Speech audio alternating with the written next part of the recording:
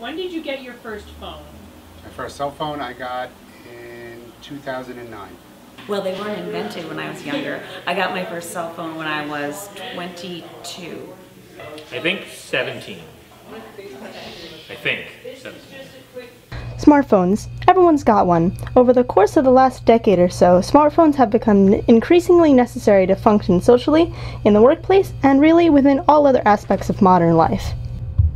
Currently, of the 7 billion people living on Earth, 6 billion own cell phones, a fact especially staggering considering that only 4.5 billion people have access to a working toilet.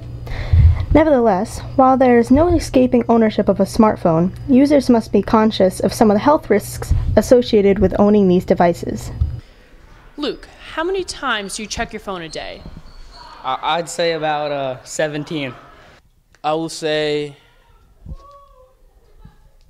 102, 103, 104.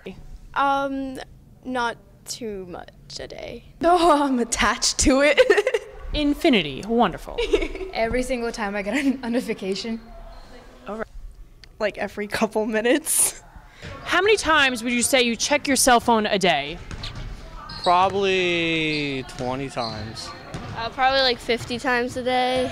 So cell phones are one of my, I guess, hot topics these days because I've been reading a lot of studies that show that they are definitely impacting sleep, which we know impacts all aspects of our lives, our cognitive functioning, our moods, our ability to concentrate, social skills, and there are higher rates of anxiety and depression for students who spend too much screen time.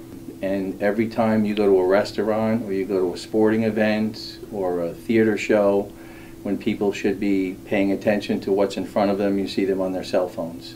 Moreover, our phones are quite literally altering the chemistry of our brains. Use of smartphones triggers a reaction in brainwaves that encourage daydreaming, while stifling attentive thought. The blue light in smartphones disrupt our body's natural circadian rhythm and reduces the body production of melatonin, as well as time spent in deep sleep, consequently putting people at heightened risk of developing cancer, diabetes, and obesity. So melatonin is a hormone that is produced in the pineal gland, which is basically in the back of your brain here. What happens is that melatonin controls your sleep cycle, okay? Also known as your circadian cycle. Your circadian cycle is basically like the rhythm of your body and telling your brain to go to sleep at night and when it's dark and wake up in the day when it's light. Now, melatonin is what responds to the darkness, which means that it is higher when it's dark and it's lower when it's light.